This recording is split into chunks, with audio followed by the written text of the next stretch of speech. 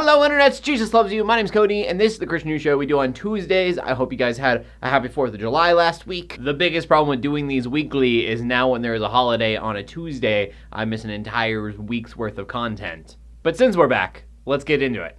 And our first story of the day is about Spider-Man Homecoming. There's this article circulating all over the internet right now, written by a Christian about the new Spider-Man movie. And the article is written by a movie critic. He was reviewing the movie, and he was like, I gotta write this whole other article about this because it was bugging him so much. And the issue that he had was with a line in the movie. He looked around at all of the kids that were going to the same showing he was. He knew that Spider-Man is a very loved character by children. And so the line comes from a character in the movie named Ned, who is this techie sidekick.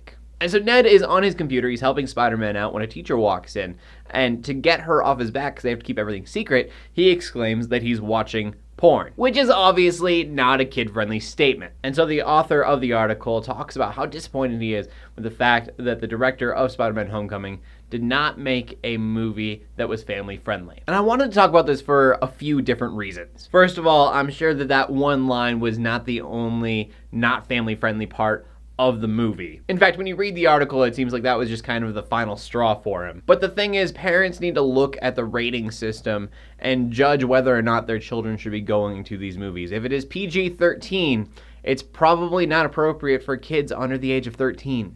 You don't want to have a conversation with your 8-year-old as to what porn is yet. Probably not bring them to a PG-13 movie, among many other reasons not to bring them to it. And secondly, and I need to say this first, I am not a parent. I don't know you as a parent, but sooner or later, these kids are going to find these types of things out, and you're going to have those conversations with them anyways. If your child is 11, 12, 13, maybe it's a good thing that you take them to this movie and they ask those kind of questions, and you have to have that kind of conversation with them. And it's much better if they learn these kind of things from you rather than their friends, TV, movies, or the music they listen to. And so I see things like this, and I don't want a rated G Spider-Man personally for myself. And so I say, let the artist be an artist and be a parent. There are a lot of Spider-Man cartoons that I'm sure they'll love. But moving on from that, can we talk about Hobby Lobby for a minute? It was about a year or two ago, we were talking about the amazing Bible museum they're working on in DC. Well, as you can imagine, to fill up a giant Christian museum, you need a lot of Christian artifacts. So the whole thing is kind of complicated, but I'm trying to simplify it down. Basically, Hobby Lobby spent $1.6 million to buy artifacts for their museum. And before doing this, they were told, hey, don't buy artifacts from Iraq because like 500,000 items have been looted from different archaeological digs there. Most likely, if you buy items from Iraq, you are going to get items that were looted, you're going to be fined, and you're not going to be able to keep the stuff. And Hobby Lobby heard this and was like, meh, we need artifacts from where the Bible took place, so we kind of have to buy from Iraq.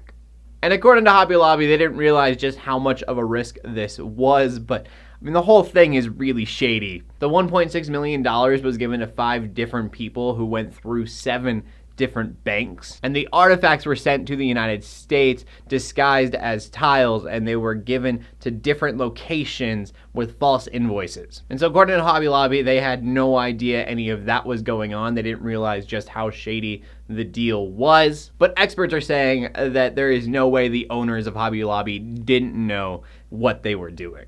The United States is forcing Hobby Lobby to send it all back. My thoughts: you did a dumb thing, but on the other hand, looted or not, the chances of them getting destroyed is much more likely in Iraq than it would be here in the United States in a museum. So I just hope that wherever they get to in Iraq, they're put in a safe place. And then our final story of the day, because I haven't talked enough already. There's a study that came out, and there's really hundreds, if not thousands, of these studies that state that if you go to church, it is good for your health. You are less likely to die prematurely if you go to church, even just once a year, which I thought was really interesting. And what's really weird about it is that nobody really knows the correlation. We just see that there is a correlation there. But it just gives me like once a year makes a difference. That's just strange. But if going once a year makes your life a little bit better, obviously going once a week does just wonders. There was a study done with 74,500 women that stated that if they went to church weekly, they had a 33% lower mortality rate. Doesn't really make any sense, but hey,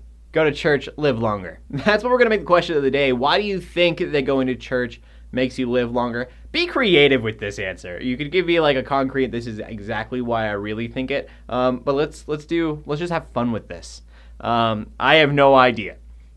I want to see what you guys have to say. I think you guys are creative enough to come up with some crazy reasons why church makes you live longer. So please leave them in the comment section down below with your answer. As always, my name is CodyArmour, and this is the Christian News Show that we do every single Tuesday, bringing you Christian news in a not so boring kind of way here at youtube.com/CodyArmour. We will see you next week. Love you guys.